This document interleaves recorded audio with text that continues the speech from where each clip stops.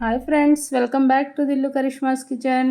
ఈరోజు మన కిచెన్లో మనం చేయబోయే రెసిపీ వచ్చి దొండకాయ పచ్చడి. ఫ్రెండ్స్, ఈ దొండకాయ పచ్చడిని కేవలం ఇంట్లో ఉండే వాటితోనే టేస్టీగా అలాగే ఎంతో ఈజీగా ఎలా తయారు చేసుకోవాలో, వాటికి కావాల్సిన పదార్థాలు ఏంటో ఆలస్యం చేయకుండా చూసేద్దామా ఫ్రెండ్స్. మన దొండకాయ పచ్చడికి కావాల్సిన పదార్థాలు: ఒక పావు కేజీ వరకు దొండకాయలను తీసుకుని ఈ విధంగా కట్ చేసి పెట్టుకోవాలి, శుభ్రం చేసుకుని. అలాగే మీడియం సైజ్ 4 టమాటోల్ని తీసుకోవాలి. 1 టీ స్పూన్ వరకు ధనియాలు, 1 టీ స్పూన్ వరకు జీలకర్ర, 4 టేబుల్ స్పూన్ల వరకు పల్లీలను తీసుకోవాలి. అలాగే 5-6 వరకు వెల్లుల్లి రెబ్బలు, చిన్న నిమ్మకాయ సైజ్ అంతా చింతపండు.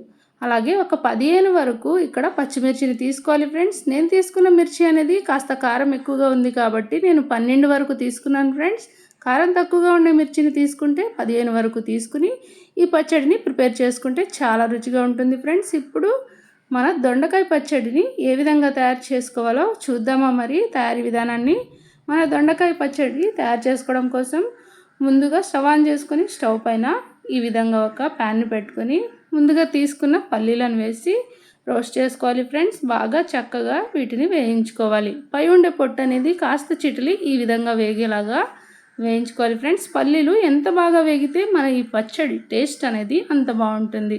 ఈ విధంగా చిన్న బౌల్లోకి వేయించుకున్న పల్లీలను తీసుకున్న తర్వాత ఇప్పుడు సేమ్ అదే ప్యాన్లోకి 1 టేబుల్ స్పూన్ అంతా ఆయిల్ని యాడ్ చేసుకుని మనం ముందుగా తీసుకున్న పచ్చిమిర్చి ఏవైతే ఉన్నాయో వాటిని ఈ విధంగా కట్ చేసి వేసుకోవాలి. ఆయిల్లోకి వేసుకుని పచ్చిమిర్చిని చక్కగా వేగేలాగా మొత్తం బాగా వేయించుకోవాలి. పచ్చిమిర్చి అనేది ఇలా పచ్చిమిర్చి మొత్తాన్ని బాగా వేయించుకున్న తర్వాత వీటిని కూడా చిన్న బౌల్లోకి తీసుకుందాం. ఇలా పచ్చిమిర్చి ఎంత బాగా వేగిందో చూస్తున్నారు కదా ఫ్రెండ్స్. ఇలా వేగాలి, వేగితేనే పచ్చడి రుచి అనేది బాగా వస్తుంది. ఈ విధంగా వీటిని కూడా ఒక బౌల్లోకి తీసుకుని పక్కన పెట్టుకుని సేమ్ మళ్ళీ అదే ఆయిల్లోకి మనం ముందుగా తీసుకున్న ధనియాలను, జీలకర్రని వేసి వేయించుకోవాలి. చక్కగా కలుపుకుంటూ వేయించుకోవాలి. ఒక 2 నిమిషాల పాటు బాగా మంచి వాసన వచ్చేలాగా వేయించుకున్న తర్వాత ఇప్పుడు ముందుగా మనం శుభ్రం చేసి కట్ చేసి పెట్టుకున్న దొండకాయల్ని యాడ్ చేసుకోవాలి. దొండకాయల్ని యాడ్ చేసుకుని ఇవి మొత్తం బాగా కలిసేలాగా చక్కగా ఒకసారి కలుపుకోవాలి. కలుపుకొని నెక్స్ట్ ఇంగ్రీడియంట్ వచ్చి మనం ముందుగా టమాటోల్ని తీసుకున్నాం కదా, టమాటోల్ని శుభ్రం చేసుకుని ఈ విధంగా కట్ చేసి వేసుకోవాలి. వేసుకున్న తర్వాత ఒకసారి బాగా కలుపుకోవాలి. ఫ్రెండ్స్, ఈ విధంగా మొత్తం కలిసేలాగా బాగా కలుపుకున్న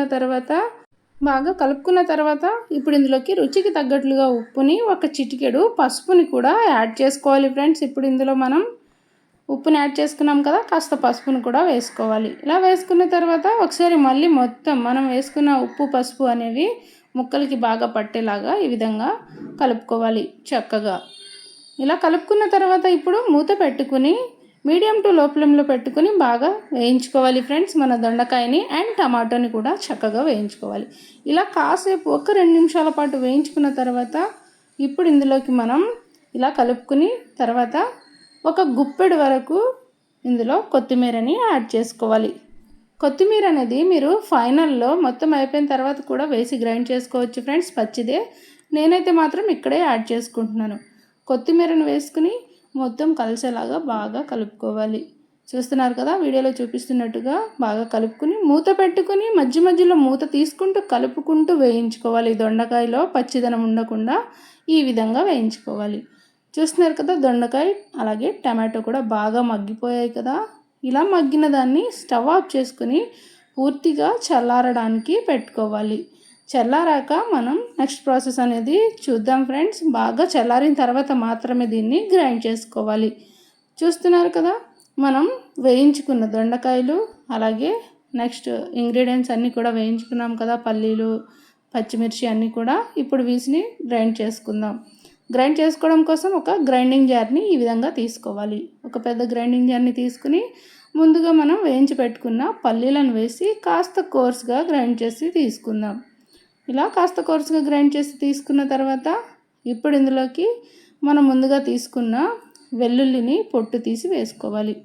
అలాగే చింతపండుని తీసుకున్నాం కదా, చింతపండుని కూడా వేసుకోవాలి. పచ్చిమిర్చిని కూడా వేసుకుని వీటిని కూడా ఒకసారి కాస్త గ్రైండ్ చేసి తీసుకుందాం. ఒక్కసారి పల్సిచ్చి తీసుకున్నామంటే ఈ విధంగా ఉంటుంది. ఇలా గ్రైండ్ చేసి తీసుకున్న తర్వాత ముందుగా మగ్గించుకున్న దొండకాయ ముక్కలన్నిటినీ వేసుకోవాలి. దొండకాయని, టమాటోని ఈ విధంగా మొత్తం వేసుకుని మనం రోట్లో రుబ్బుకుంటే ఎలా ఉంటుందో అలా కాస్త ఆపుకుంటూ మరీ ఫైన్గా కాకుండా కాస్త కోర్సుగా గ్రైండ్ చేసుకోవాలి ఫ్రెండ్స్. అప్పుడు దీని రుచి అనేది చాలా చాలా బాగుంటుంది. చూస్తున్నారు కదా ఏ విధంగా నేను కాస్త బరకగానే రుబ్బాను ఫ్రెండ్స్. మీకు కావాలనుకుంటే ఫైన్గా కూడా మీరు పూర్తిగా రుబ్బి తీసుకోవచ్చు.